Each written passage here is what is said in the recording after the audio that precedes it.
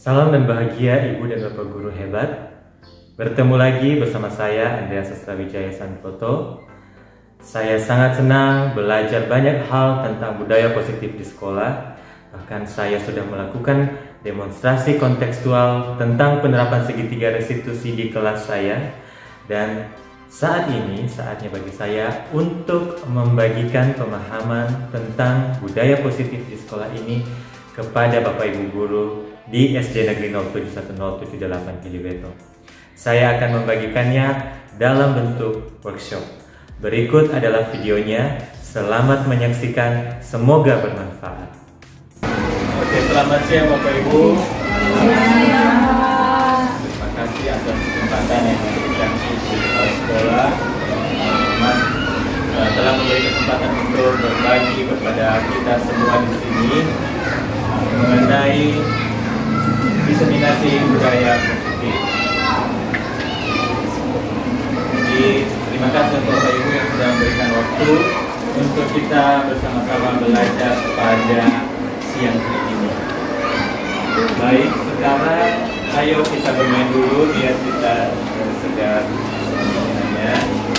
Nah, jadi ini kita coba membayangkan ya, kita bermain berdua. Ya, berdua. Nah, coba kita berpasang-pasangan dulu. Kita bayangkan ya, mana dulu si A, mana dulu si B. Kita tentukan mana si A, mana si B. Nah, misalnya Ibu Cahaya si A, berarti Ibu Caniago B. Coba si A sedang menggenggam sesuatu yang paling berharga di dalam tangannya. Nah, si dua-dua Pak. satu saja bukan saja. Si A. Si A. Ya. Si B. Oke ya. Nah, selanjutnya si B. Jadi kita bayangkan ini sesuatu yang sangat berharga, misalnya itu cincin pernikahan atau hadiah yang paling berharga. Kemudian si B bertugas untuk melakukan berbagai cara untuk menggoda si A sampai si A mau membuka genggaman ciniannya. Oke, silakan dirayu, boleh dirayu dengan usaha, boleh dengan uang. Oke.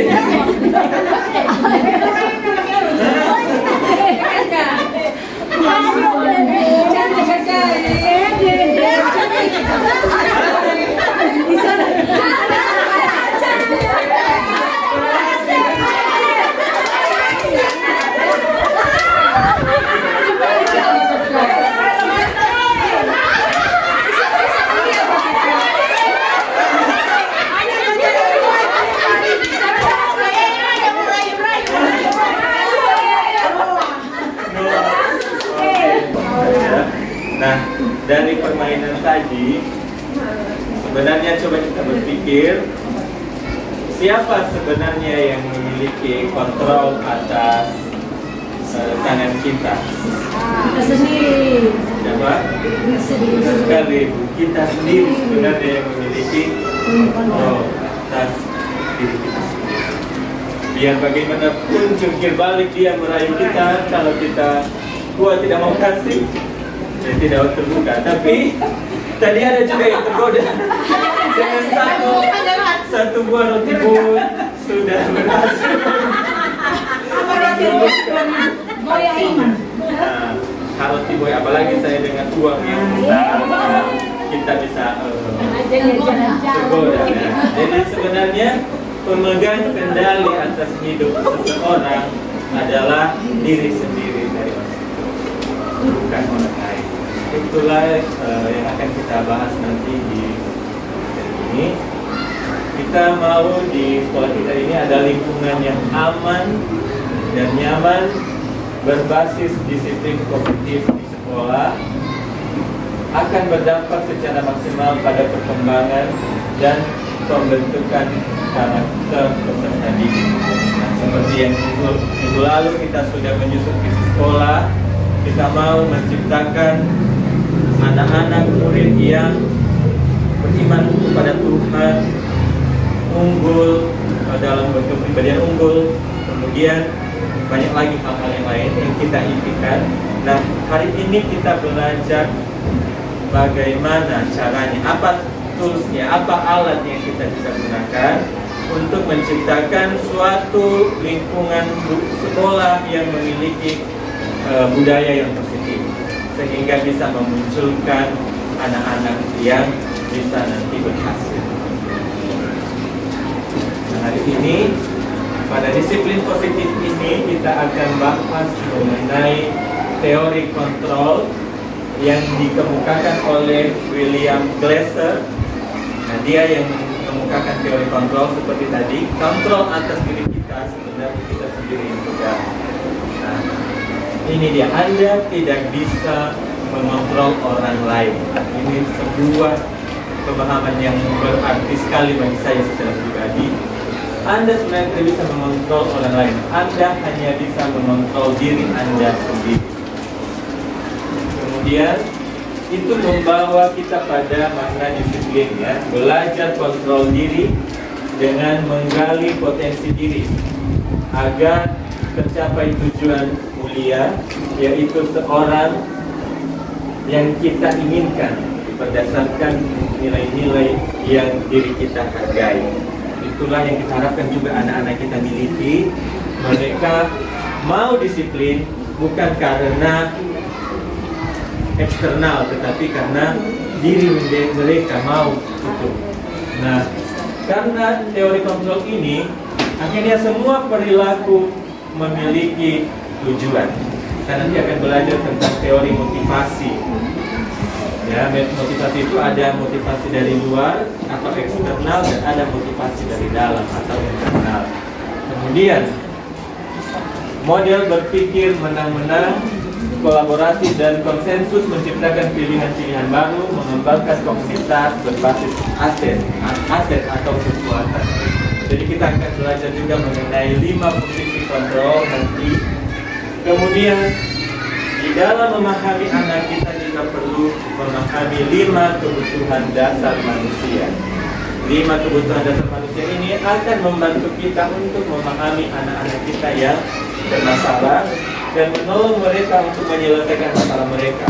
Nanti ada sebuah istilah yang kita gunakan, yaitu segitiga restitusi.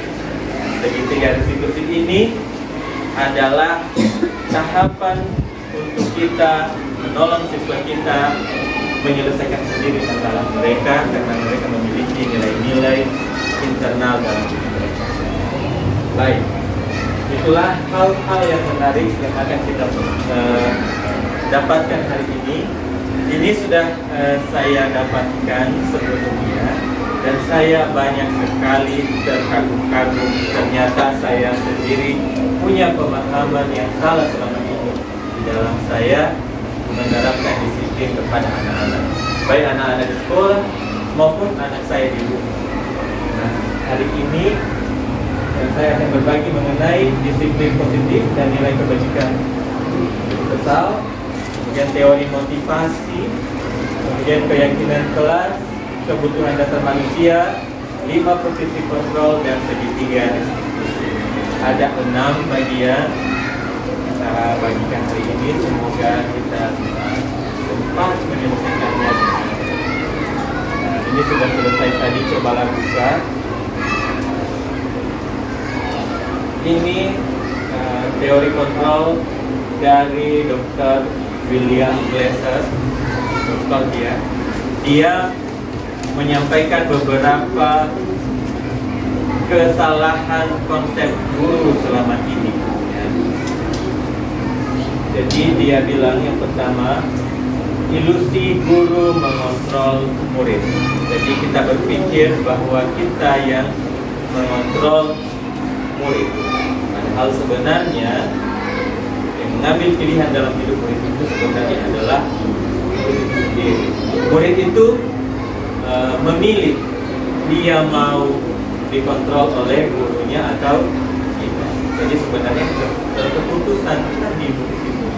Kemudian ilusi bahwa penguatan positif, efektif, dan bermanfaat itu kita selama ini berpikir bahwa dengan penguatan positif seperti memberikan hadiah, memberikan terus juara-juara untuk anak, kita berpikir bahwa itu selalu berdampak positif bagi anak. Tetapi menurut teori kontrol itu tidak selalu bermanfaat. Ya, pemberian penguatan itu kepada anak. Kita lihat nanti. Kemudian ilusi bahwa kritik dan membuat orang lain merasa bersalah dapat menguatkan karakter. Ini sering kita lakukan, saya sendiri secara pribadi.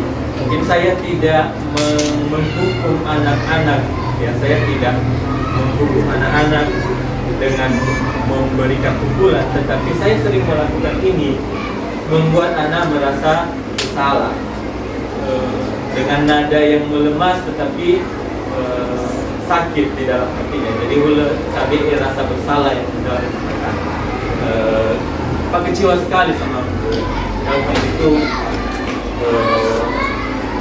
seperti kayak kamu anak pendeta, nah itu sudah memberi rasa salah. Kemudian ilusi bahwa orang dewasa memiliki hak untuk memaksa. Kita punya ilusi orang dewasa itu punya hak untuk memaksa anak-anak karena mereka masih kecil. Tapi sebenarnya ya itu karena mereka masih belum dewasa sedewasa kita. Tapi sebenarnya dia punya pilihan sebenarnya untuk melakukan apa yang dia lakukan, dan itu pilihannya dia juga kalau dia membiarkan dirinya untuk dikuasai oleh orang dewasa. Ada sebuah perubahan paradigma yang kita perlu miliki, yaitu dari paradigma stimulus respon ke teori kontrol. Nah, ini yang sering kita lakukan selama ini. Saya secara pribadi sering melakukan yang di stimulus respon. Jadi stimulus respon ini teori yang apa yang saya lakukan, dia akan berespon seperti ini nanti. Ya. Saya berikan dia hadiah, dia akan menjadi baik. Nah, realitas hubungan atau kebutuhan kita sama. Kalau di teori kontrol, kebutuhan kita berbeda. Setiap orang punya perbedaan. Kalau di stimulus respon, semua orang melihat hal yang sama. Sedangkan pada teori kontrol, setiap orang memiliki gambaran berbeda.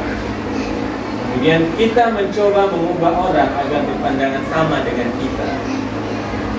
Padahal di teori kontrol, kita berusaha memahami pandangan orang lain tentang ini. Sehingga ini membuat kita tidak berusaha mengkritik terus orang lain, tetapi kita justru berusaha memahami pandangan orang lain terhadap dunia. Kemudian perilaku buruk dilihat sebagai sebuah kesalahan kalau di sini. Kalau di teori kontrol, semua perilaku memiliki tujuan. Ada tujuan di balik perilaku yang dia, misalnya dia mencuri makanan temannya. Jadi bisa jadi dia tidak punya makanan ya. Dan orang lain bisa mengontrol saya. Nah, kalau di teori kontrol, hanya Anda yang bisa mengontrol diri Anda. Saya bisa mengontrol orang lain. Padahal di teori kontrol, Anda tidak bisa mengontrol orang lain. Dan pemaksaan ada pada saat rujukan gagal. Kalau di sini kolaborasi dan konsensus menciptakan pilihan yang baru. Kalau di sini model berpikir menang kalah, saya menang, kamu kalah, kamu ikuti saya. Kalau di sini model berpikir menang, sama-sama berhenti. Itulah yang berbeda antara stimulus respon dengan teori kontrol. Nah, pertama tadi kita bahas tentang disiplin positif dan nilai kebajikan. Di sini ada sebuah kutipan dari Bapak Ki Hajar Dewantara. Bisa minta tolong ya Ibu Sri yang bacakanlah sama kita biar tidak saya saja yang berbicara. Silakan Bu. Di mana ada kemerdekaan, disitulah harus ada disiplin yang kuat. Sungguh pun disiplin itu bersifat disiplin, yaitu kita sendiri yang menjadi mewajibkan kita kacamatanya. Kacamatanya perlu diganti. Salah siapa? Ada sama kandungnya gitu. Ya. Oke, mewajibkan kita dengan sekeras-kerasnya, tetapi itu sama saja. Sebab jikalau kita tidak cakap melakukan self disiplin, wajiblah penguasa lain mendisiplin diri kita, dan peraturan demikian itulah harus ada di dalam suasana yang merdeka. Ya. Bapak Ki Hajar Dewantara ini sangat jelas sekali harapannya sama anak itu. Dia mau anak-anak itu menjadi pribadi yang merdeka. Nah, kita juga sebagai masyarakat Indonesia harus merdeka. Nah, kemerdekaan itu tidak hanya merdeka saja, tetapi justru ada tanggung jawab. Ketika seorang merdeka, dia bertanggung jawab untuk cakap mengatur dirinya sendiri, karena dia sudah merdeka. Dia harus punya kecakapan untuk mengatur dirinya sendiri, mengontrol dirinya sendiri, untuk mengatur dirinya untuk mencapai tujuan. Kalau tidak, nah akan jadi masalah juga kalau kita sudah merdeka tapi kita tidak cakap untuk mengontrol diri kita sendiri, maka akan ada juga nanti penguasa lain yang mendisiplinkan diri kita kalau kita tidak bisa mendisiplinkan diri. Jadi penting sekali kita memiliki disiplin diri. Nah, itu yang kita harapkan ke anak-anak kita, mereka memiliki disiplin diri. Disiplin asal katanya berasal dari kata disiplina atau belajar. Disiplin juga berasal dari kata disciple. Disciple itu murid. Kalau di dalam Alkitab, murid-murid Tuhan Yesus itu disebut disciple, murid. Biasanya murid-murid ini mereka melakukan segala sesuatu itu bukan karena terpaksa, tetapi karena ada nilai-nilai yang kuat yang sudah mereka imani, yang sudah mereka yakini di dalam hidup mereka, sehingga mereka mau melakukan segala sesuatu sesuai dengan keyakinan mereka itu. Nah, diharapkan anak-anak kita yang disiplin harusnya begini, mereka memiliki keyakinan di dalam hatinya dan mereka berusaha bertindak sesuai dengan keyakinan mereka itu. Itu harapannya. Jadi mereka memiliki disiplin diri. Nah, lalu bagaimana dengan budaya kita sekarang? Makna kata disiplin telah berubah menjadi sesuatu yang dilakukan seseorang pada orang lain untuk mendapatkan kepatuhan. Kayak sering kita bilang, anak ini didisiplinkan. Berarti kita sudah pemahamannya, disiplin itu sesuatu yang kita lakukan kepada orang lain untuk orang lain itu mendapatkan kepatuhan. Kemudian kecenderungan umum adalah menghubungkan kata disiplin dengan ketidaknyamanan. Disiplin biasanya identik dengan hukuman, bukan dengan apa yang kita hargai atau pencapaian suatu tujuan mulia.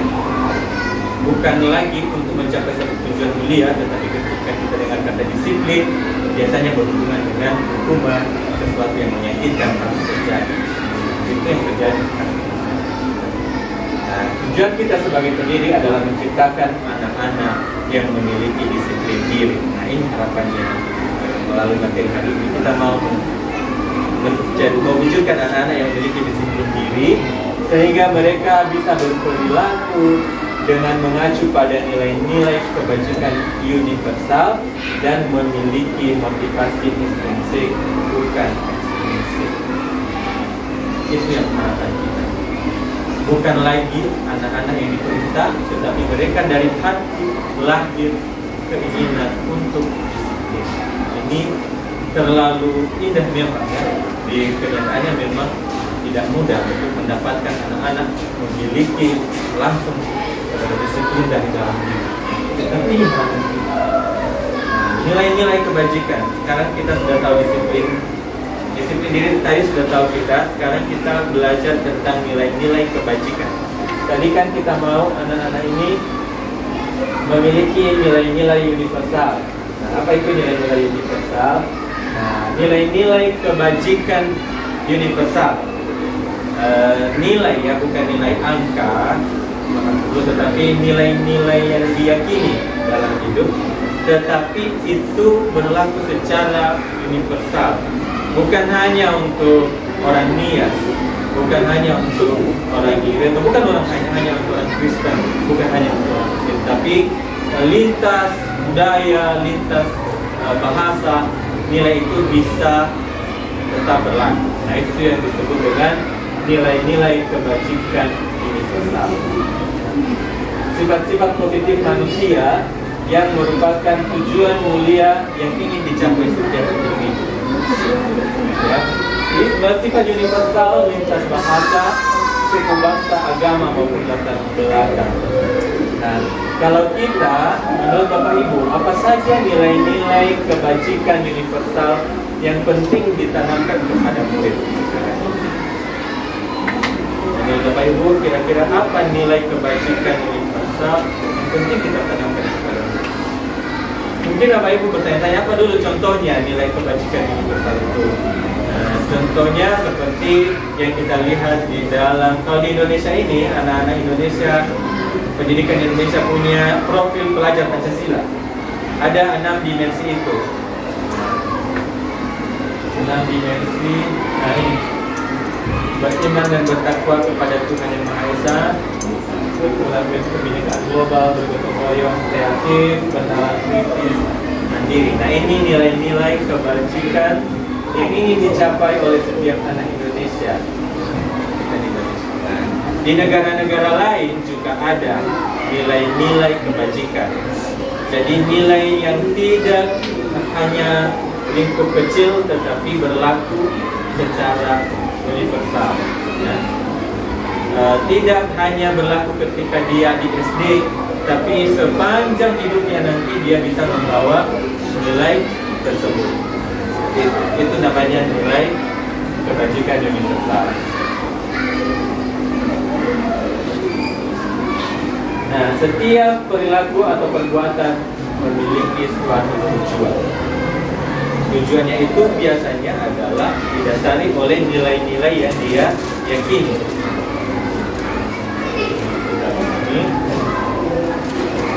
Nah, dengan mengaitkan nilai-nilai kebajikan yang diyakini seseorang, maka motivasi intrinsiknya akan terbangun sehingga menggerakkan motivasi dari dalam untuk mencapai tujuan mulia yang diinginkan.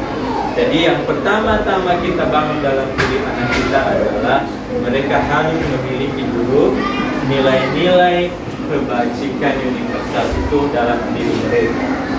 Hanya saya ini anak yang menjunjung tinggi sikap menghormati. Saya menghormati orang lain. Menghormati itu termasuk nilai kebajikan universal. Dimanapun dia berada, mau dia di Amerika, dia di Inggris, di Australia, dia tetap membawa nilai menghormati itu. Dia tetap membawa nilai menghormati. Nah, jadi itu maksudnya anak-anak kita harus kita tanamkan dengan nilai-nilai yang universal ini. Sehingga nilai itulah yang nanti akan menggerakkan dia untuk melakukan apapun yang dia lakukan. Bukan lagi paksaan dari orang lain, tetapi nilai dalam hatinya itu yang berbicara terus untuk menggerakkan dia, yang dia yakini itu. Oke ya, sudah selesai kita satu bagian. Ya, bagaimana Pak Ibu? Sudah jelas ya mengenai nilai ya. Disiplin positif, Mege. Disiplin positif memahami saya, disiplin dari dalam diri. Kemudian nilai kebajikan, nilai-nilai yang berlaku secara itu yang kita harapkan.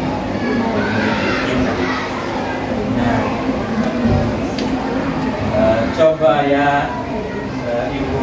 ibu-ibu guru, coba apa contoh nilai yang kita harapkan ada di diri anak kita di kelas kita sendiri saja contohnya. Ibu agama, nilai apa contohnya yang ibu harapkan ada di diri anak-anak dalam kelas? Disiplin. Nah, disiplin tadi ya. Siap, terima kasih. Kejujuran. Itu nilai, kejujuran itu nilai. Jadi mau dimanapun dia berada, dia harus membawa ini.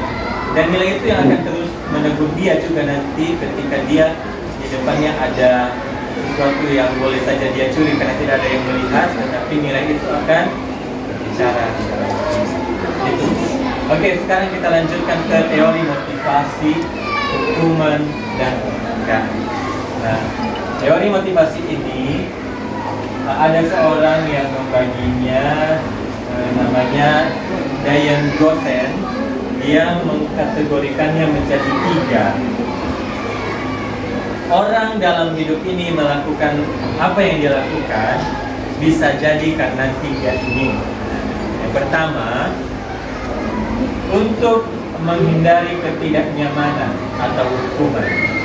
Misalnya, kalau saya tidak hadir hari ini, apa hukuman yang saya dapatkan dari Anda? Kalau hukumannya tidak begitu berat, ya udahlah, aku tidak usah hadir. Itu orang menghindari hukuman, dari ketidaknyamanan.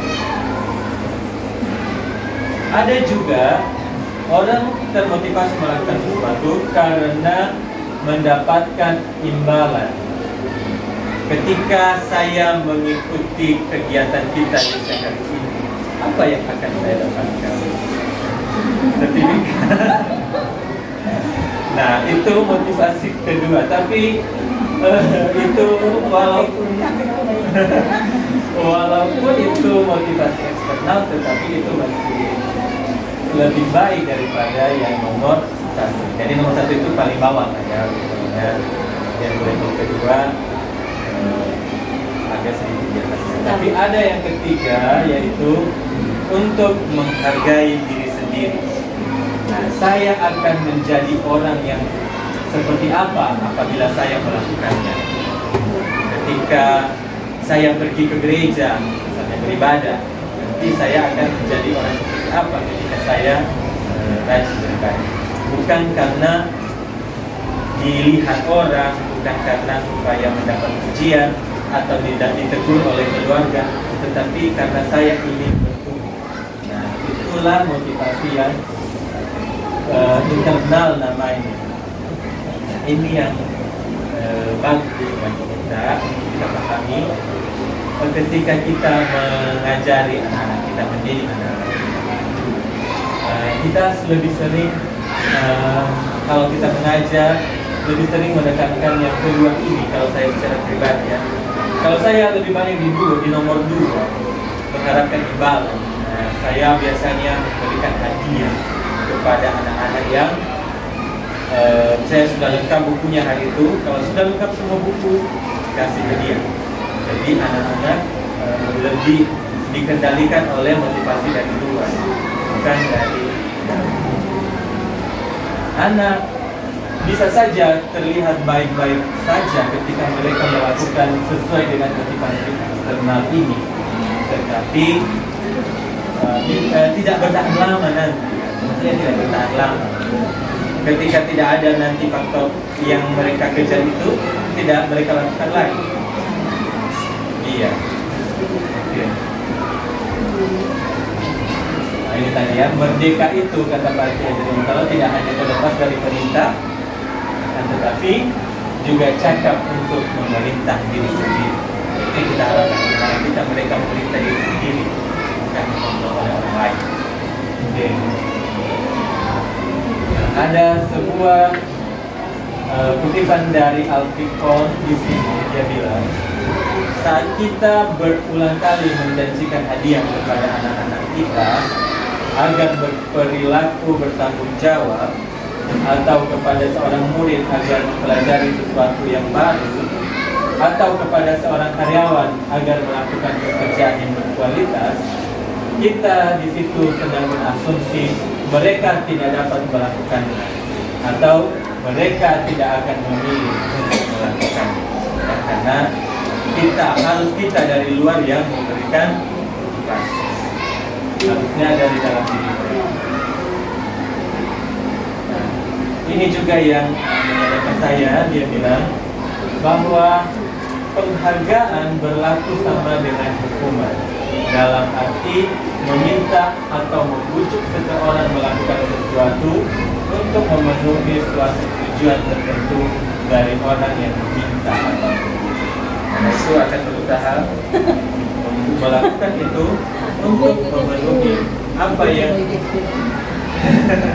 ya seperti tadi ibu bulu memberikan kue untuk mendapatkan untung. Jadi sebenarnya ibu bulu yang memegang tongkol di saat itu sudah berlaku seperti ini ya. Dia hadiah yang dia berikan sebetulnya, hadiah yang dia terima sebenarnya bisa jadi menghukum ya. Artinya dia memberikan apa yang dibutuhkan oleh ibu. Oke. Coba kita pikirkan, jika menemukan murid yang melakukan kesalahan atau pelanggaran, apa yang Bapak Ibu lakukan biasanya?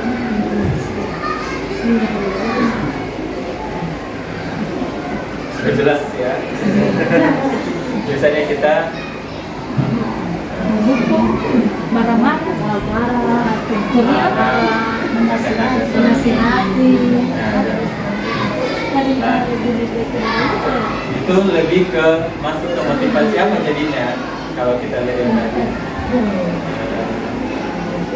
Motivasi tadi berarti di sini ini ada di sini kalau kita menghukum ya. Karena anak-anak akhirnya berbuat baik untuk menghindari hukuman. Apabila yang akan terjadi apa yang akan terjadi pada masa depan. Jadi mereka pun berusaha baik supaya menghindari hukuman dari kita. Nah, apa sifatnya hukuman? Nah ini ya Bapak Ibu, supaya kita bisa bedakan hukuman dengan konsekuensi. Hukuman sifatnya tidak terencana atau tiba-tiba. Ada mana muncul Bapak kira-kira ada begitu terdapat kan? Tahu yang penting tersiksa ya baik bukan? Yang penting dia merasa tersiksa, kita pilih saja yang penting kamu merasa sakit. Nah, biasanya hukuman bersifat tiba-tiba. Kemudian murid tidak tahu apa yang akan terjadi dan tidak dilibatkan, sama sekali tidak dilibatkan untuk hukumannya. Misalnya, anak ini pakai sepatu warna coklat, padahal kita warna hitam. Kita langsung bilang kamu harus pakai, harus lepas sepatu sepanjang hari, tidak boleh pakai sepatu. Muridnya tidak ikut berpartisipasi sama sekali. Dan kita yang guru, yang semuanya memegang kendali. Kemudian bersifat satu arah. Apa yang dibilang guru itu saja ya. Kemudian bisa berupa fisik maupun psikis. Nah ini juga saya baru sadar, selama ini saya menghindari hukuman fisik, saya tidak menghukum, tetapi saya melakukan hukuman secara psikis dengan kata-kata. Saya pikir hukuman kata-kata bukan hukuman, tetapi ternyata di sini dengan kata-kata membentak, menghardik anak-anak itu juga hukuman. Jadi saya juga memberikan hukuman kepada saya. Kemudian murid-murid disakiti oleh satu perbuatan atau kata-kata. Perbuatan kita bisa menyakiti mereka dan bisa terbawa sampai mereka dari kata-kata kita. Kemudian kalau konsekuensi sedikit dia lebih baik daripada hukuman. Kalau hukuman tadi semua dari dulu, kalau konsekuensi sudah terencana atau sudah disepakati, sudah dibahas.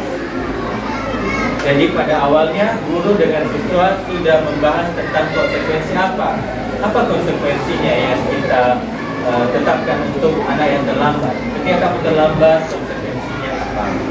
Kemudian bentuk-bentuk konsekuensi dibuat oleh pihak guru, sekolah, dan murid sudah mengetahui sebelum konsekuensi akan diterima. Kemudian di konsekuensi murid tetap dibuat tidak nyaman untuk jangka waktu pendek. Kemudian diberikan berdasarkan suatu data yang umumnya dapat diukur. Nah misalnya setelah 3 kali tugasnya tidak diselesaikan pada waktu yang diberikan, anak murid akan melakukan kegiatan di luar kegiatan pembelajaran, misalnya mengobrol, maka murid tersebut akan kehilangan waktu bermain dan harus menyelesaikan tugas karena ketertinggalannya. Jadi, ini bisa jadi konsekuensi yang sudah disepakati. Kalau tugasnya tidak selesai, maka kamu tidak boleh istirahat. Waktu istirahat diambil, kamu mengerjakan tugasnya. Nah, ini masih nyambung dengan kesalahannya. Dia tidak mengerjakan tugas, dia diberikan konsekuensi harus dipakai waktu istirahatnya. Nah, beda dengan hukuman tadi. Hukuman bisa saja tidak ada hubungan antara kesalahan anak dengan hukuman yang diberikan. Yang penting kita berusaha memberikan efek jerah saja, membuat dia sakit. Kemudian guru di sini senantiasa memonitor murid kalau konsekuensi. Kamu kesalahannya apa? Ini. Kamu bukannya ini.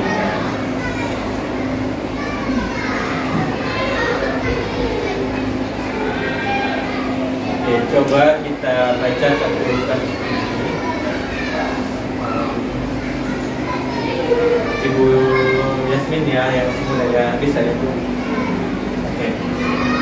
Ibu Anas guru kelas 2 SD mendapatkan masalah. Murid-muridnya tidak bisa tertib berdiri antri di depan pintu kelas dan selalu berebutan masuk ke dalam kelas setelah jam istirahat selesai. Ini tentunya sangat mengganggu proses pembelajaran di mana kelas tidak dapat mulai tepat waktu karena Ibu Anas sibuk memenangkan murid-muridnya untuk waktu lama. Akhirnya, Bu Anas berpikir cepat dan mengandalkan stiker bintang. Setiap murid-muridnya akan masuk kelas usai jam istirahat. Bu Anas akan mengimimi murid-muridnya dengan stiker bintang. Siapa yang dapat berdiri lurus dan berbaris rapi antri di depan pintu dapat bintang dari Bu Anas. Sebagian besar murid-muridnya menyambut tantangan tersebut dan langsung berdiri rapi di depan pintu agar mendapatkan stiker bintang. Hal ini terus dilakukan Bu Anas selama beberapa minggu karena cukup berhasil membuat murid-muridnya berdiri rapi antri di depan pintu. Sampai pada suatu saat Bu Anas sakit dan terpaksa digantikan Pak Heru. Pak Heru tidak mengetahui tentang stiker bintang dan benar saja pada saat mau masuk ke kelas usai jam istirahat murid-murid kelas 2 kembali berebutan masuk kelas. Apa yang terjadi? Mengapa?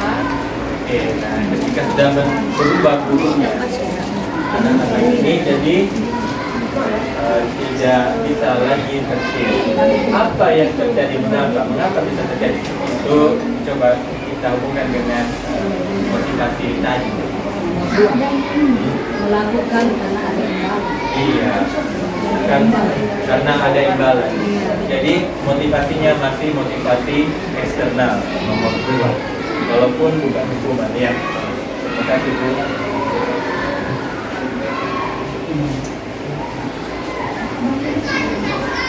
Nah, ini mengenai dihukum oleh penghargaan. Ini perlu saya bagikan kepada kita karena ini pengalaman baru saya juga. Penghargaan efektif jika kita menginginkan seseorang melakukan sesuatu yang kita inginkan dalam jangka waktu pendek. Jadi hanya dalam waktu pendek sebenarnya kalau kita hanya memberikan penghargaan. Kemudian jika seseorang jika kita memberikan seseorang suatu penghargaan, maka kita harus terus-menerus memberikan penghargaan itu jika kita ingin orang itu melakukannya. Jika seorang guru sering memberikan penghargaan kepada muridnya, besar kemungkinan murid-murid termotivasi hanya untuk menyenangkan gurunya. Motivasi mereka tidak akan bersikap jujur kepada guru tersebut. Penghargaan mengurangi ketepatan, menurunkan kualitas, mematikan kreativitas. Memberikan penghargaan dan hukuman adalah hal yang sama karena keduanya mencoba mengendalikan perilaku seseorang. Karena pada dasarnya tidak suka karena orang pada dasarnya tidak suka dikendalikan dalam jangka waktu yang lama, penghargaan akan terlihat sebagai hukuman. Jadi sepertinya tanpa disadari sih memang kalau kita terus mengasih penghargaan kepada anak-anak, dia melakukan segala sesuatu itu karena penguasaan dari kita yang memberikan penghargaan, kita yang mengendalikan diri. Jadi motivasinya masih motivasi eksternal. Nah, jadi sekarang kita sudah memahami motivasi internal, motivasi eksternal, dan kita sekarang membangun keyakinan kelas.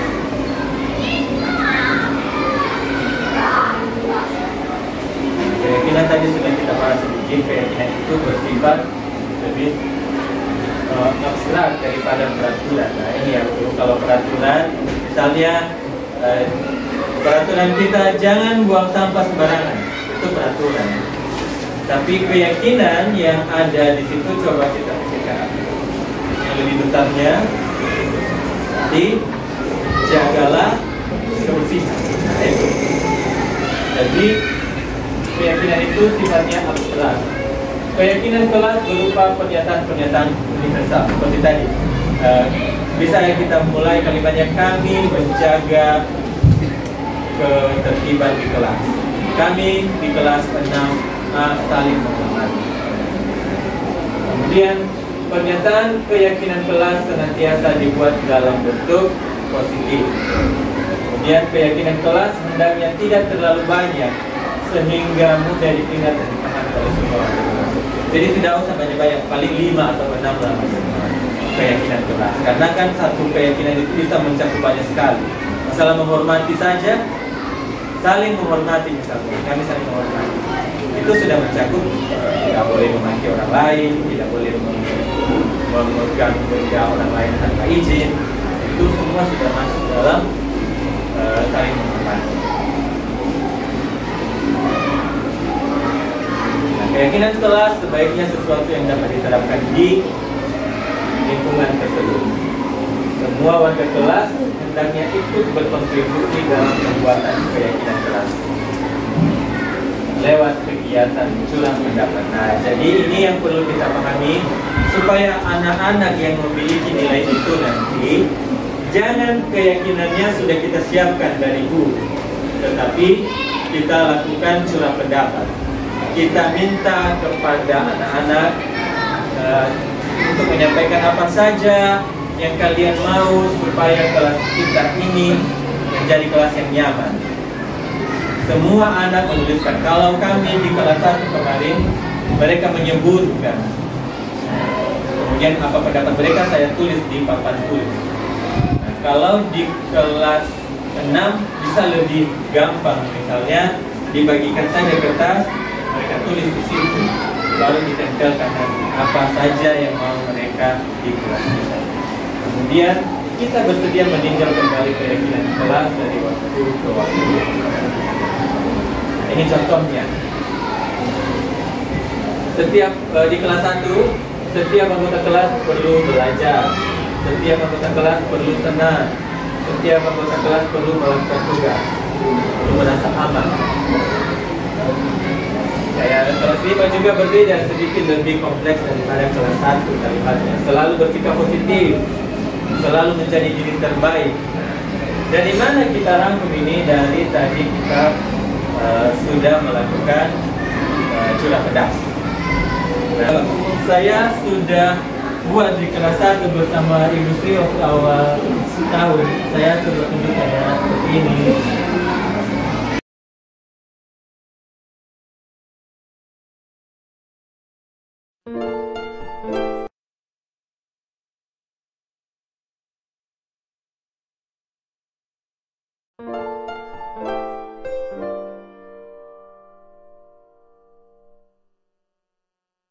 Salam dan bahagia Ibu dan Bapak sekalian.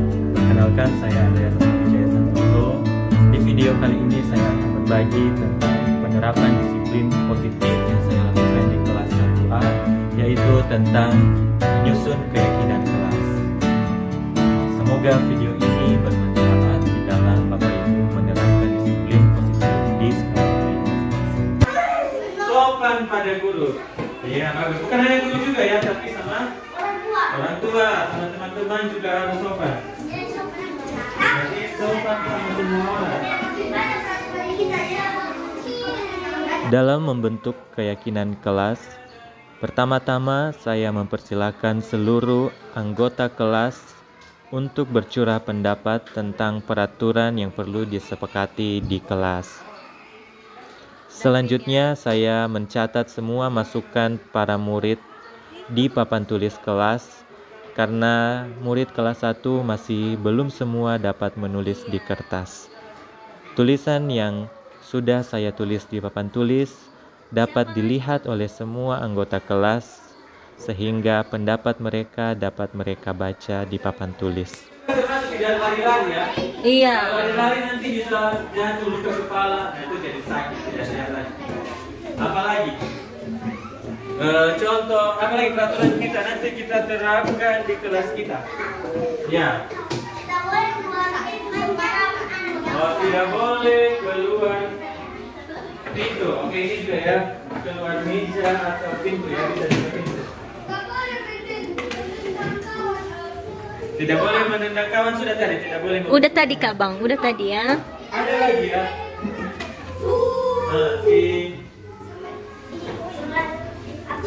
Cio. Tidak boleh lari-lari. Oke, ini tadi. Tidak boleh.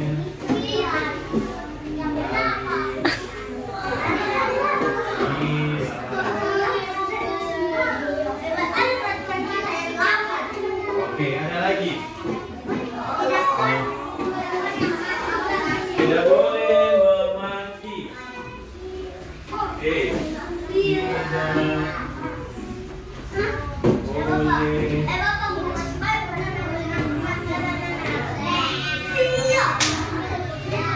Ada lagi. Milka. Tidak boleh.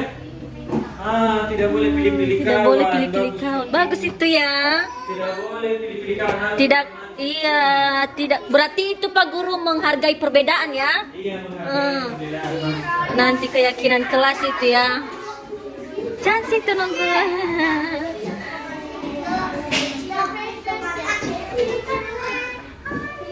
Oke, ada lagi ya mengenai kedatangan kita juga tidak boleh terlambat.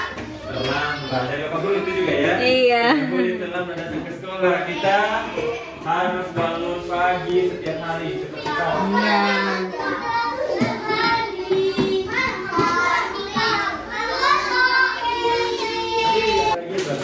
Biar didatangi guru gini. Tidak boleh pegang barang teman tanpa izin. Wow. Nah, ini ya yang kita sebutkan tadi ya. Kedua, si Milka. Ayo Milka berdiri. Milka besar suara ya. Dan terus yang ketiga, Maisa. Jaga kebersihan. Yang keempat, Kenzi. Langkah selanjutnya yang saya lakukan adalah mengganti kalimat-kalimat negatif menjadi kalimat positif.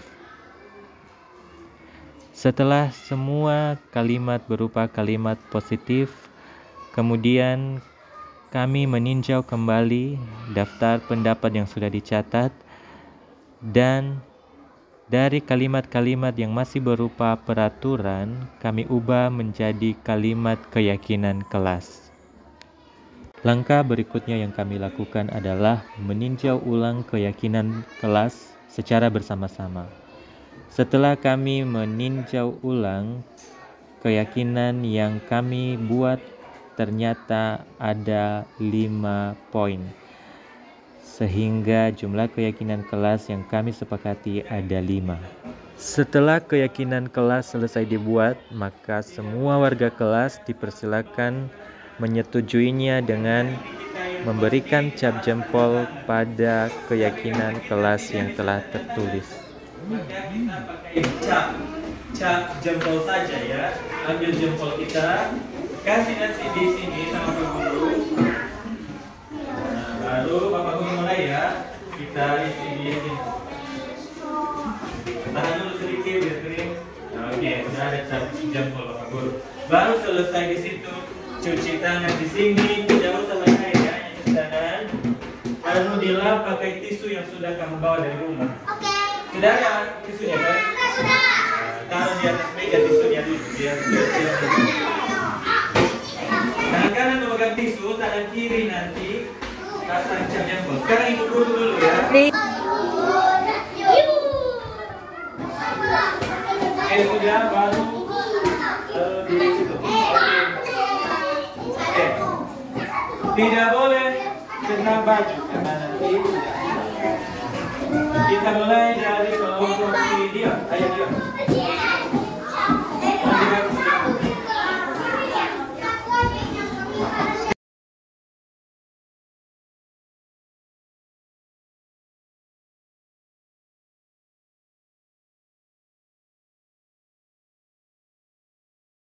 Langkah terakhir dari proses pembuatan keyakinan kelas ini adalah keyakinan kelas yang sudah kami buat, kami letakkan di dinding kelas di tempat yang mudah dilihat semua warga kelas.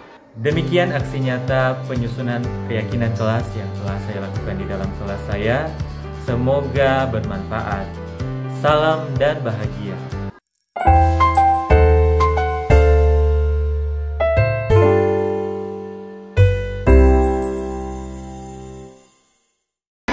Tadi sudah kita selesaikan keyakinan kelas.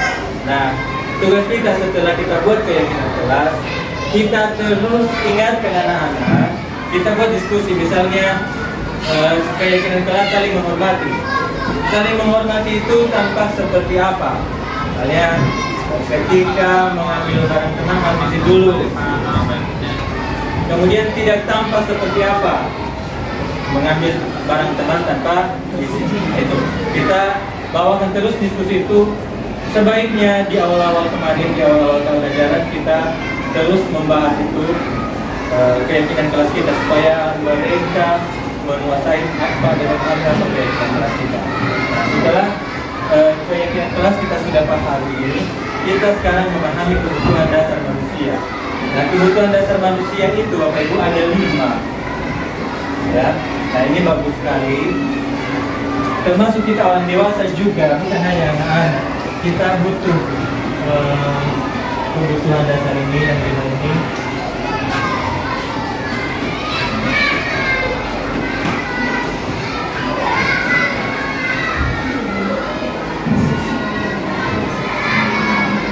Nah, ini kebutuhan dasar yang pertama, bertahan hidup. Ini berkaitan dengan makan, minum, pakaian.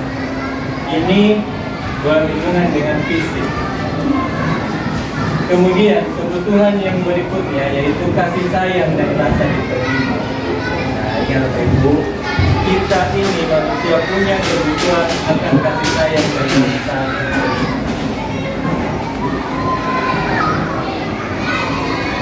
Kemudian ini biasanya kita dapatkan di keluarga kita. Anak-anak kita itu, ketika anak-anak kita banyak sekali perbuatannya di rumah, bisa jadi karena mereka lagi cari perhatian kita sebagai orang tua. Kita terlalu sibuk dengan pekerjaan kita, sehingga anak-anak kita bertingkah. Sebenarnya kebutuhan mereka ini, mereka butuh kasih sayang dan rasa diterima oleh bapak mamanya. Kemudian kita juga butuh kesenangan. Manusia ini butuh kesenangan. Kita butuh humor. Kalau kita kan kita sering tertawa, itu juga kebutuhan kita, kesenangan. Ada juga yang senang berlibur, senang jalan-jalan, senang bermain, senang bercerita. Banyak sekali kesenangan yang kita sukai. Nah, kita butuh itu. Hidup ini tidak akan indah kalau tidak pernah kita bersenang-senang. Dari pagi hanya terus sampai malam. Kita butuh kesenangan. Mungkin bercerita dengan hidupnya. Kemudian kita butuh kebebasan. Nah, kebebasan itu artinya setiap orang itu butuh sebenarnya untuk diberi kesempatan mengambil pilihan dalam hidupnya. Dia mengambil pilihan-pilihan dalam hidupnya. Warna apa bajunya hari ini? termasuk pilihan, kebebasan. Bentuk apa tugas yang dia kerjakan, nah itu kebebasan. Nah, kemudian penguasaan. Penguasaan ini, Bapak Ibu, ini kebutuhan akan kemampuan, kompeten dia, diakui dia, seperti itu.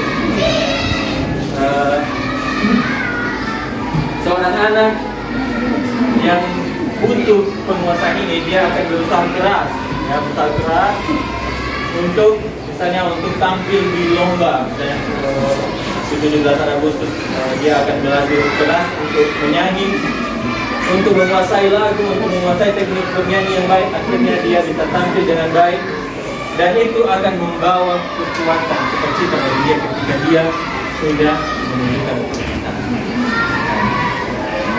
Ketika anak kita bertingkah,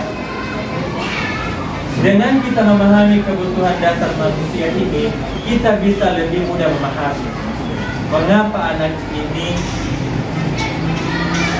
di kelas dia tidur-tiduran, terlihat mengantuk. Bisa jadi kebutuhannya adalah kebebasan. Anak ini butuh cara belajar yang lain, yang tidak gitu-begitu saja. Anak itu butuh cara yang lain, kebebasan. Atau anak ini butuh kesenangan. Dia nggak mau hanya mendengar ceramah kita saja, tetapi dia butuh sesuatu yang menyenangkan, misalnya permainan, games. Makanya kita juga perlu sering-sering kasih juga ice breaking sama anak-anak biar mereka tidak bosan. Mereka butuh kesenangan. Jangan kita karena mengajar fokus jadi anak-anak tidak lagi senang, tidak menikmati saat itu. Nah, itu apa itu. Kemudian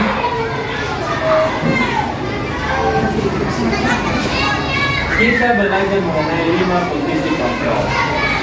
Posisi kontrol ini ada 5. Yang pertama, penghukum. Penghukum yang kita singgung tadi, dia membuat orang merasa bersalah.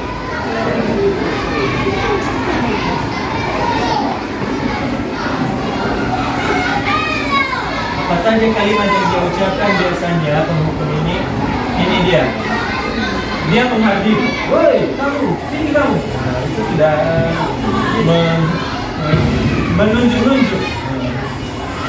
Maksudnya menyakiti, menyindir. Itu yang dilakukan oleh penghukum. Kalau kamu tidak melakukannya, awas ya, katakan. Hasilnya apa kalau kita menjadi penghukum? Anak-anak akan bisa jadi memberontak, bisa jadi menyalahkan orang lain, tidak mau mengakui kesalahannya. Kemudian bisa jadi dia berbohong.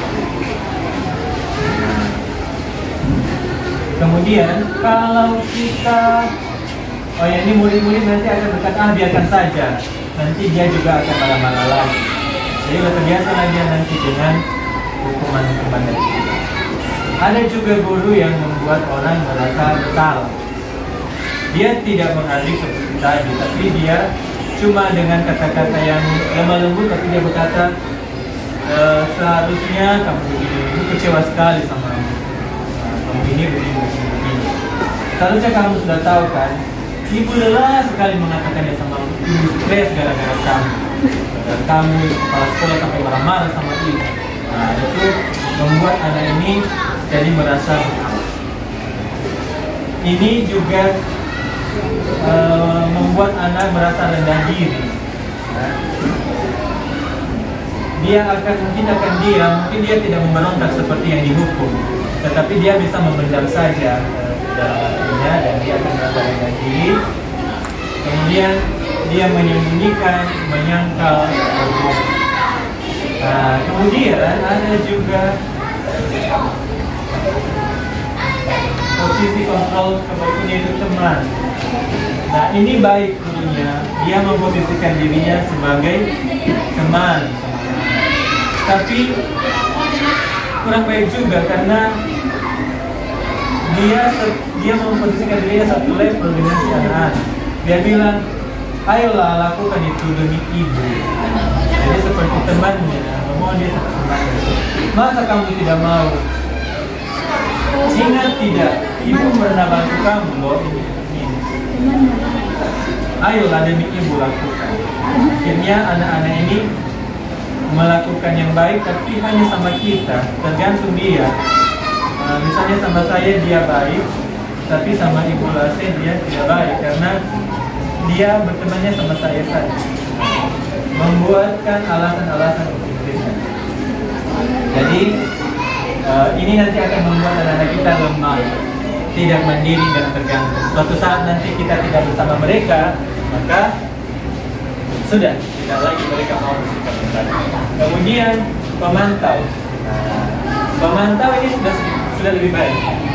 Pemantau dia biasanya menghitung dan mengukur apa saja kesalahan anak ini kita catat. Apa kesalahan hari ini kamu terlambat? Oke, berarti hukumanmu sesuai kesepakatan kita adalah begini. Jadi dia memantau terus berdasar pada peraturan. Ya, berapa banyak bintang yang diberikan ya, mengenai penghargaan tadi. Nah itu guru pemantau. Jadi ini menitik beratkan pada konsekuensi atau hadiah untuk dirinya. Kemudian yang terakhir, dan ini yang paling baik, kita diharapkan berada di sini, yaitu posisi kontrol manajer. Ya. Sebagai manajer, bagaimana posisi kontrol manajer? Dia akan mengajukan pertanyaan-pertanyaan, bukan langsung menghukum, tapi dia mengajukan pertanyaan-pertanyaan. Apa keyakinan kelas kita? Apa yang kita yakini? Apa yang bisa kau kerjakan untuk memperbaiki masalah ini? Jadi diajaknya anak untuk berpikir, kemudian menguatkan pribadi si anak.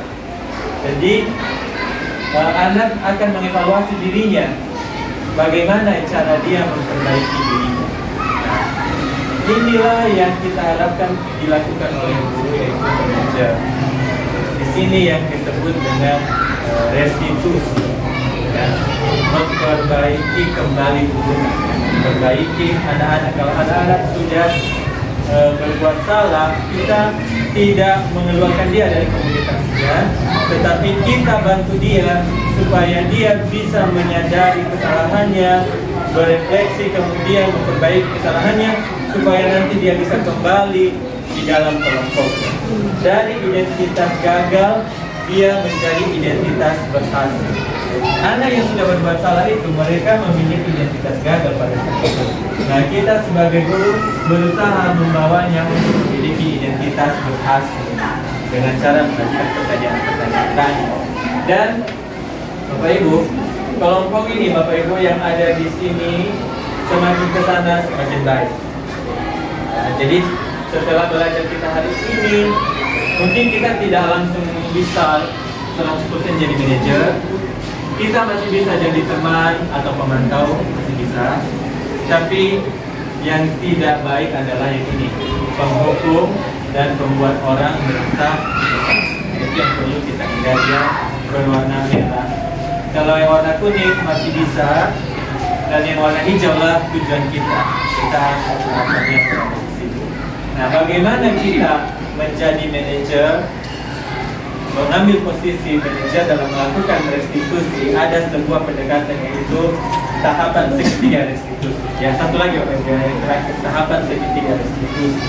Segitiga restitusi. Nah, ini pendekatannya, tahapan yang perlu kita lakukan, yaitu untuk melakukan peran posisi kontrol sebagai manajer. Yang pertama, ada sisi yaitu menstabilkan identitas. Menstabilkan identitas artinya, tadi kan anak itu sudah salah. Bisa saja dia sekarang lagi berkuat jantungnya, merasa bersalah sekali, bisa gemetaran dia, bisa menangis atau apa. Nah, kita pertama-tama kita stabilkan dulu identitasnya. Nah, apa yang kita sampaikan ketika menstabilkan identitas anak? Kita bilang sama dia begini, Bapak di sini tidak sedang mencari-cari siapa yang salah, tapi Bapak mau memperbaiki, mau kita sama-sama memperbaiki masalah dia. Kita bisa bilang setiap orang pernah berbuat salah. Bapak juga pernah berbuat salah.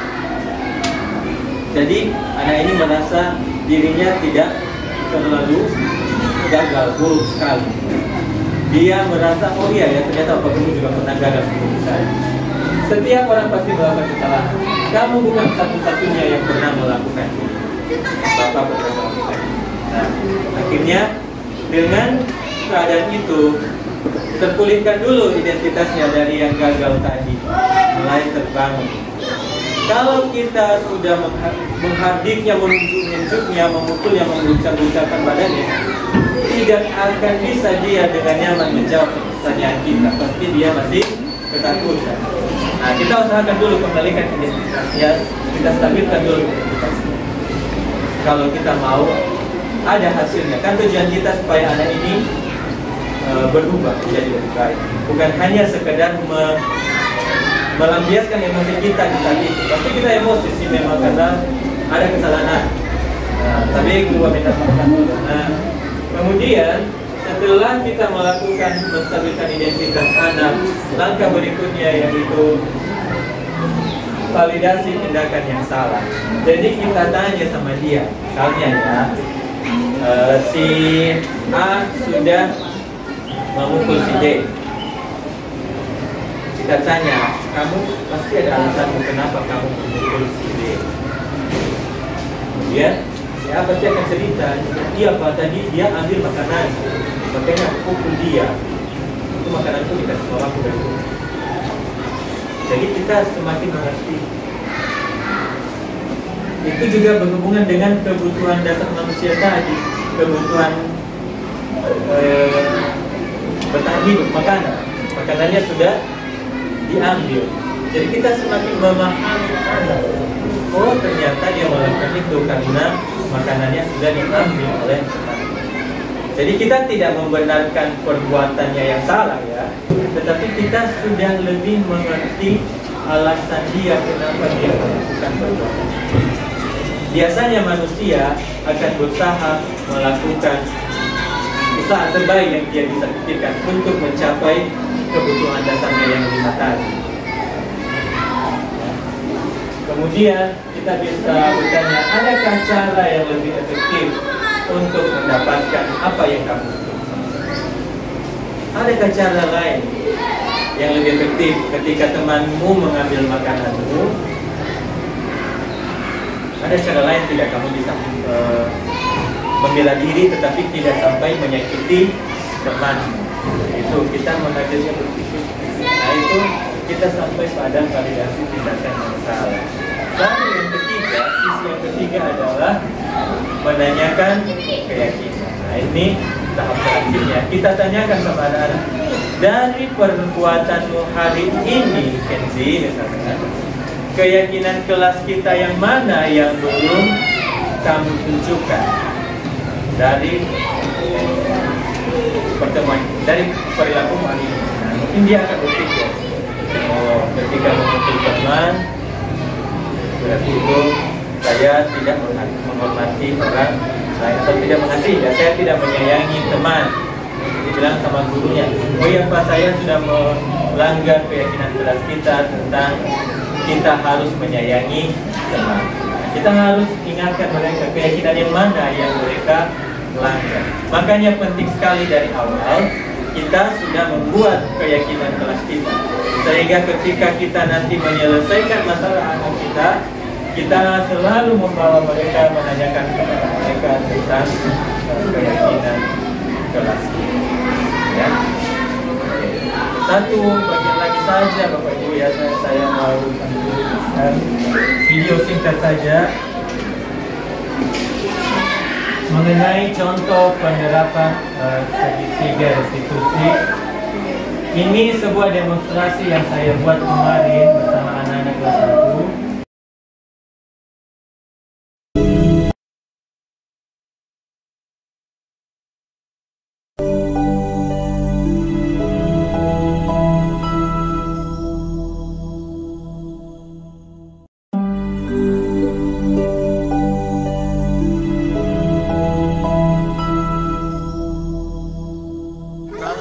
berbahagia Ibu dan Bapak guru hebat. Perkenalkan, saya Andreas Sasrawijaya Santoso, calon guru penggerak angkatan 11 Kabupaten Nias. Pada video ini, saya akan mendemonstrasikan tentang penerapan segitiga restitusi dalam membangun budaya positif pada murid. Selamat menyaksikan. Segitiga restitusi ini memiliki 3 sisi. Yang pertama, menstabilkan identitas. Yang kedua, validasi tindakan yang salah. Dan yang ketiga, menanyakan keyakinan. Ketiga sisi dari segitiga restitusi tersebut akan saya demonstrasikan melalui 2 kasus berikut. Semoga bermanfaat. Kasus pertama, Kenzi terlihat memukul Dumi dalam barisan pada saat mengikuti upacara bendera. Dumi kesakitan dan merasa tidak nyaman mengikuti upacara di pagi itu. Hal ini sempat dilihat oleh Bapak Andreas. Bapak Andreas mendekati Kenzi dan mengingatkan untuk tidak melanjutkan perbuatannya tersebut. Bapak Andreas mengajak Kenzi dan Dumi berbicara pada saat jam istirahat. Kenzi, tadi Bapak lihat kamu memukul Dumi ya di barisan. Apa benar begitu, Kenzi? Ya.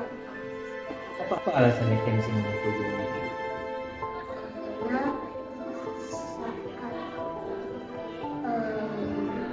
Karena Dumi mengambil topi Kenzi dari tas. Setelah itu Dumi melempar topi Kenzi. Memangnya topi Kenzi mainan. Masih sakit, Pak. Sampai sekarang Ibu Dumi masih sakit gara-gara Kenzi. Kenzi, Dumi, Bapak di sini tidak sedang mencari-cari siapa yang salah. Tapi Bapak mau masalah ini bisa kita selesaikan. Ayo, kita pasti bisa menyelesaikan masalah ini bersama. Bapak tanya, Kenzi, apakah dengan memukul Dumi tadi bisa membantumu menyelesaikan masalah? Dia tidak berani lagi mengambil topi Kenzi karena Kenzi sudah memukulnya. Oh, ternyata kalau Kenzi sudah memukul Dumi, Dumi tidak berani lagi ya memainkan topi Kenzi. Iya, Pak.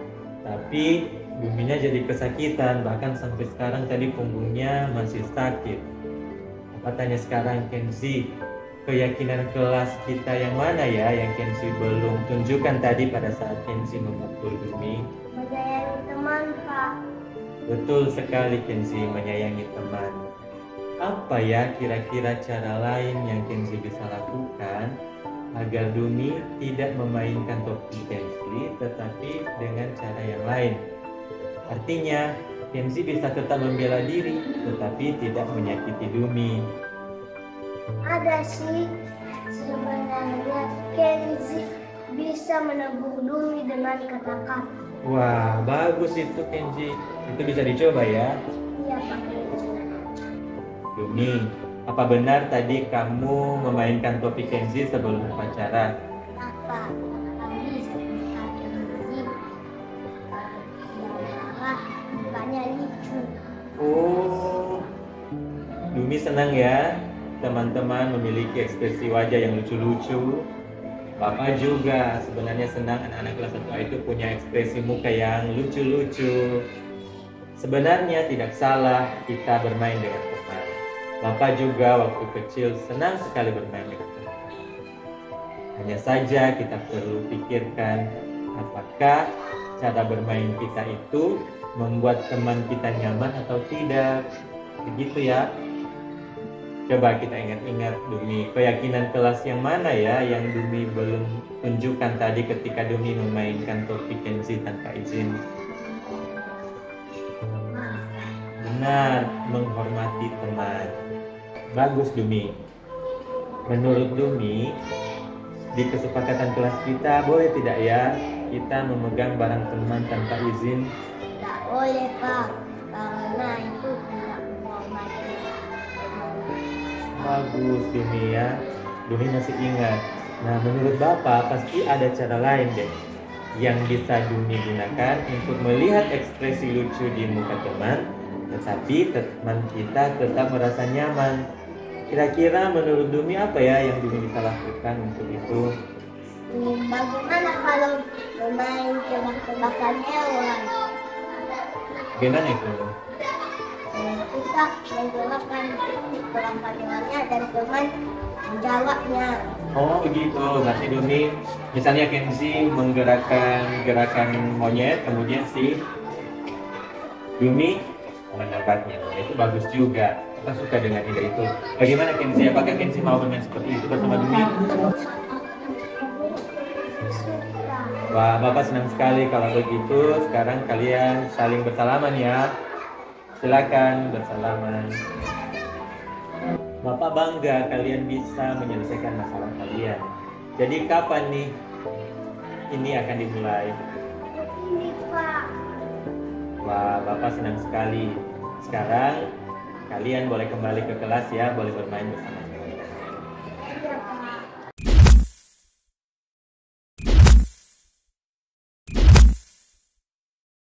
Kasus kedua. Pada pergantian jam pelajaran pagi hari itu, Ibu guru agama baru saja keluar dari kelas 1A. Bapak Andreas berjalan menuju kelas, tiba-tiba melihat Kairos dan Cio sedang asik berkejar-kejaran di halaman sekolah. Ini sangat mengganggu karena murid lain sedang belajar. Cio, berhenti dulu. Kita lanjutkan pelajaran dulu ke kelas. Nanti Cio dan Kairos ketemu Bapak Guru ya saat istirahat.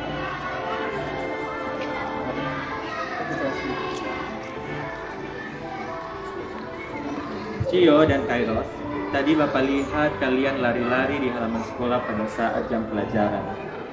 Coba ingat-ingat, sudah berapa lama kita bersama-sama di kelas 1 ini ya? Baru 1 bulan Pak. Benar, baru 1 bulan. Karena baru 1 bulan, maka Bapak pikir wajar kalau kalian kadang lupa dengan keyakinan kelas kita. Kalau menurut kalian, tadi ketika kalian berlari-lari di jam pelajaran Kairos, kira-kira apa akibatnya ya? Kalau berlari-lari di jam pelajaran.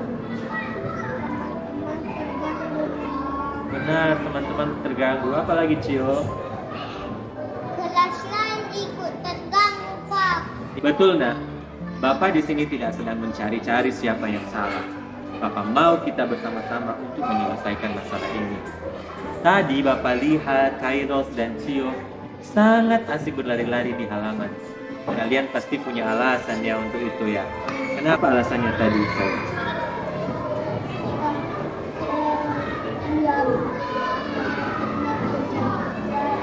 Oh, senang berkejaran. Jadi waktu ibu kelas kami senang karena bisa main.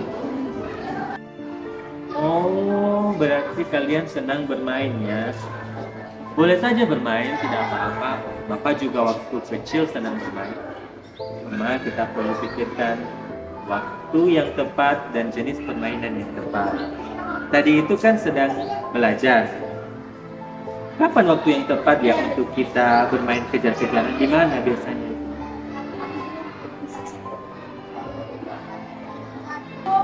Betul Kairos. Nah sekarang coba kita ingat-ingat Kairos, keyakinan kelas kita. Keyakinan kelas yang mana ya yang kalian belum tunjukkan tadi? Yang nomor berapa? Benar, tentang apa itu keyakinan kelas kita nomor 4? Iya benar, ketertiban kelas. Apa kesepakatan kelas kita waktu itu ya untuk menjaga kelas kita tetap tertib?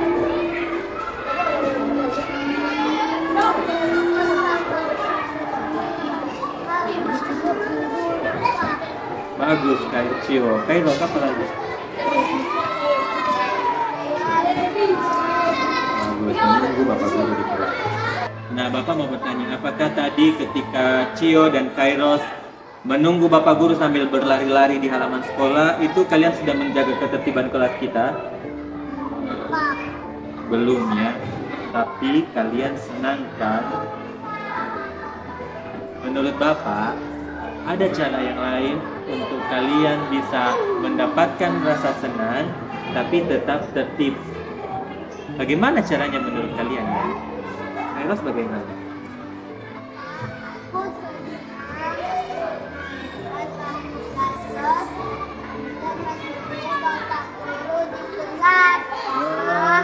ide yang bagus itu Kairos. Bisa dicoba ya. Kalau Cio bagaimana? Iya Pak, sambil menunggu Bapak Guru di kelas. Wah, bagus juga ya. Bapak senang mendengarnya. Bapak bangga kalian bisa menyelesaikan masalah kalian. Jadi kapan ini mulai dilakukan?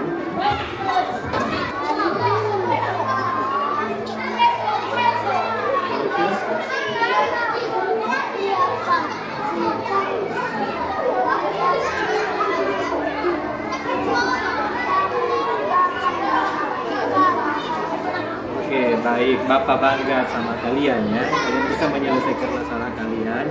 Tetap semangat ya. Kembali ke kelas, bisa bermain bersama teman. Dan ingat, mulai dilakukan hari ini. Silakan kembali ke kelas.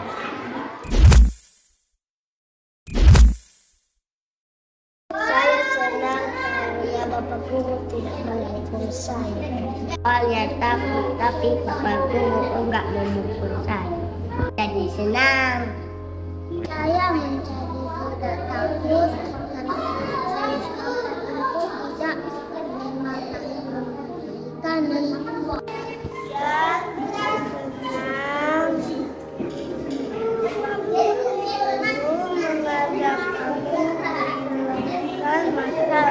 Demikian demonstrasi segitiga restitusi yang dapat saya bagikan kepada Bapak Ibu Guru. Semoga bermanfaat. Salam dan bahagia.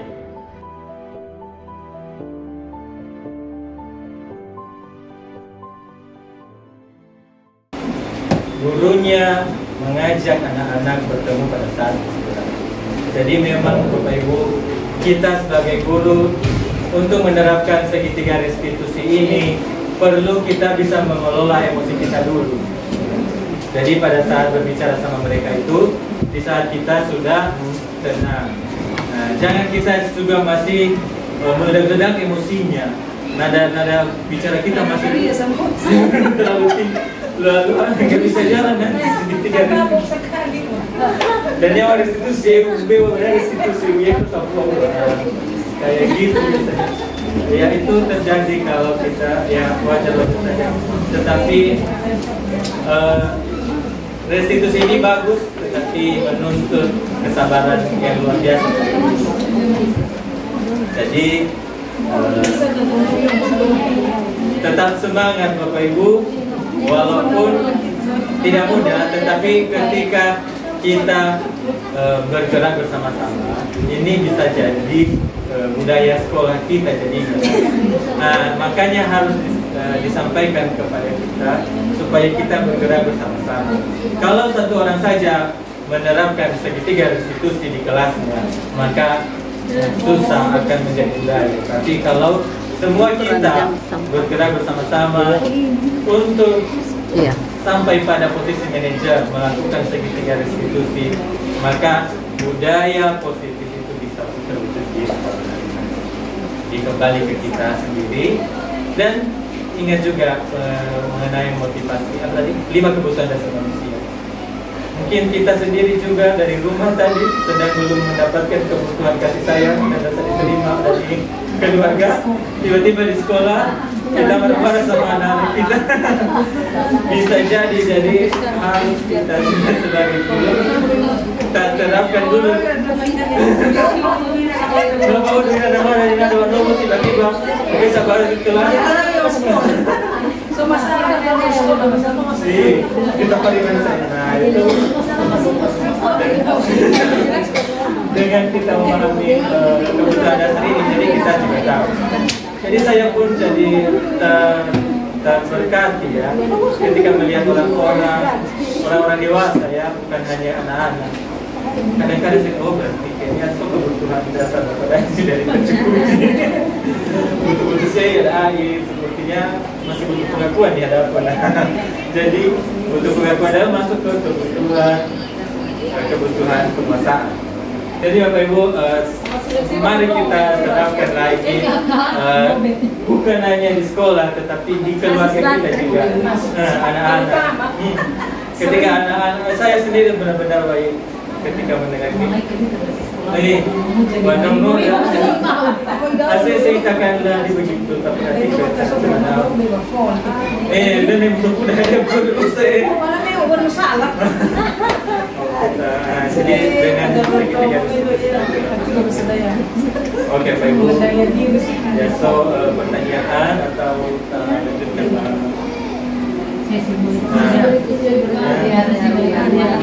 Apakah ada pertanyaan Pak Ibu? Oh, sorry. Apa perbedaan keyakinan kelas dengan kesepakatan kelas? Kalau saya lihat satu kalimat itu sudah ada. Iya.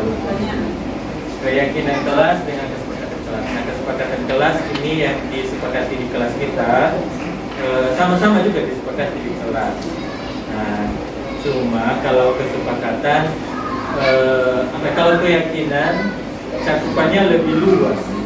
Nah, begitu ya. Misalnya lah kesepakatan kelas kita contoh kesepakatan kelas misalnya mengumpulkan tugas tepat waktu, ya kan? Mengumpulkan tugas tepat waktu itu kesepakatan kelas. Hadir di sekolah tepat waktu itu kesepakatan kelas. Nah, kalau keyakinan kelas boleh disimpulkan keyakinan kelas, kesepakatan kelas dalam Bino menjadi keyakinan. Jadi nilainya lebih besar, misalnya masalah tanggung jawab, berarti masalahnya membedakan bertanggung jawab dia boleh PMI, boleh masing-masing teman waktu, efek perlengkapan belajarnya, efek dia bakal banah semua instrumen di kembali kelas. Artinya di tahun A perlulah junjung tinggi nilai bertanggung jawab. Nanti kalau kita buat di kalimat keyakinan kelas, kami bertanggung jawab. Jadi lebih luas ya keyakinan kelasnya, lebih universal. Tidak salah besar dengan kesepakatan kelas. Kalau ada kesepakatan kelas tidak apa, tapi bisa jadi perbedaannya nasa adalah kesepakatan kelas bisa banyak. Berentak lagi kesepakatan kelas dan kewajibannya menyiapkan dalam kelas. Nah, dari beberapa misalnya terlalu kesepakatan kelas, nah masih berada ia di dalam ranah masalah menghormati orang lain, itulah tergabungkan dia menjadi satu buah keyakinan kelas. Ya, misalnya di kesepakatan kelas kita misalnya harus berkata-kata sopan, harus mengembalikan barang yang dipinjam kepada orangnya, menjaga barang temannya. Nah, itu bisa 3 kesepakatan kelas, tapi kita gabung dia menjadi satu keyakinan kelas, yaitu kami adalah anak-anak yang saling menghormati.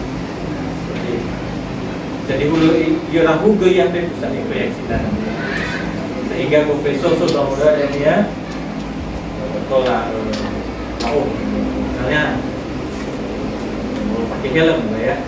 Peraturan betul, tapi kesepakatan saya memakai helm. Contoh di rambu-rambu lalu lintas harus pakai helm itu. Tetapi keyakinannya adalah berarti harus menjaga keselamatan, menjaga keselamatan dalam perjalanan. Boleh lebih irahu gaya saya keyakinan kelas pada sesuatu. Oleh karena itu keyakinan kelas itu perlu terlalu ya, perlu irahu itu ya. Aku saya terlalu kesempatan kelas sebuah keyakinan kelas masuk. Jadi paling tolak terlalu hancur terlalu kelas itu tolak terlalu. Jadi awak tu dah gay arah ke dan perilaku siswa tak masuk ke bab keyakinan kelas itu so. Makanya dia yang berarti masuk bab keyakinan kelas yang mana? Mau menghormati orang lain, saya tidak menghormati orang lain ketika saya memaki dia. Itu arahkan, makanya perlu ada waktu untuk memang mencari aplikasi-aplikasi sehari-hari dalam menerapkan keyakinan kelas tadi. Kejujuran tampak seperti apa ketika berbicara sesuai dengan apa adanya. Kejujuran tidak tampak seperti apa ketika berbicara berbohong sedikit. Jadi begitu. Tapi tetap keyakinan kelas atau kesepakatan kelas kira-kira ada yang buat kan. Tapi yang paling kita hindari, jangan kita membuat sesuatu yang sudah ada. Misalnya Sobat Shopee kan, ada di mana papan kesepakatan kelas. Sudah dituliskan di situ peraturan-peraturannya, kesepakatan kelasnya, baca tinggal apa aja. Nah, sebenarnya kan tidak sesuai karena itu bukan hasil dari curah pendapat di kelas ini. Oke, Bapak Ibu, selamat. Nah, dari kalau adanya dari disampaikan secara pribadi kan. Nah, baik Bapak Ibu, demikian yang bisa saya sampaikan. Saya ucapkan terima kasih atas semua partisipasi Bapak Ibu di dalam mengikuti kegiatan kita hari ini. Dan saya berharap semoga ini bisa bermanfaat bagi kita untuk menciptakan sekolah kita yang lebih kaya. Terima kasih. Yahoo. Merdeka. Halo, perkenalkan saya guru dari SD Negeri 07 dan saya mengajar di kelas 1 kelas 2 dan nama saya adalah Sita Bawase. Saya sangat senang atas pemaparan yang sudah disampaikan oleh Bapak Zandoto, dan pemaparan tersebut memiliki hal yang sangat positif bagi saya. Karena kenapa? Di dalam pemaparan Bapak Zandoto, dia menyampaikan bahwa budaya positif di sekolah itu sangatlah penting.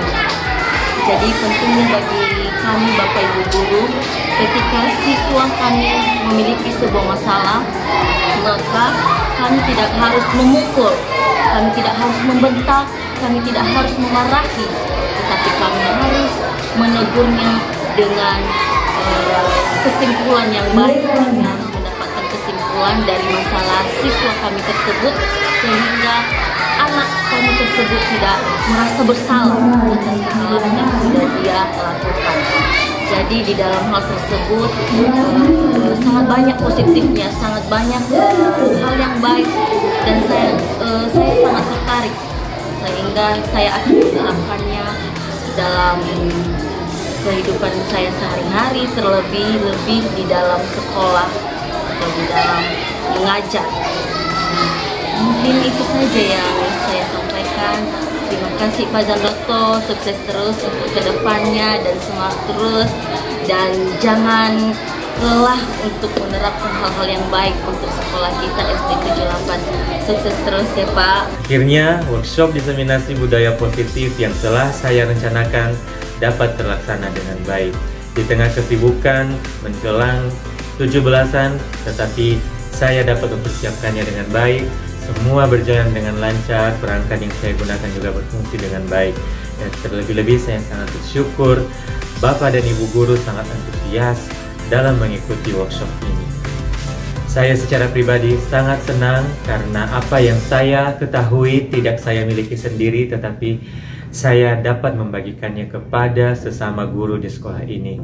Ada satu rasa bahagia yang luar biasa ketika kita telah membagikan sesuatu kepada orang lain dan itu bermanfaat.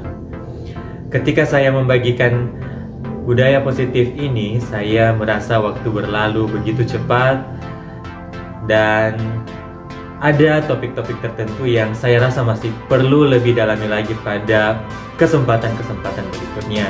Misalnya tentang bagaimana cara menerapkan segitiga restitusi.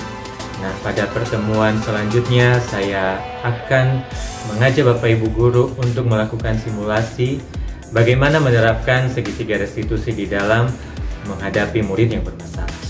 Tapi secara keseluruhan, poin-poin utama mengenai budaya positif telah saya sampaikan kepada Bapak Ibu guru. Semoga ini menjadi budaya baru di sekolah kami. Tetap semangat Ibu dan Bapak guru hebat. Salam tergerak, bergerak, menggerakkan. Terima kasih Ibu dan Bapak guru hebat telah menyaksikan video aksi nyata saya mengenai budaya positif di sekolah. Salam dan bahagia. what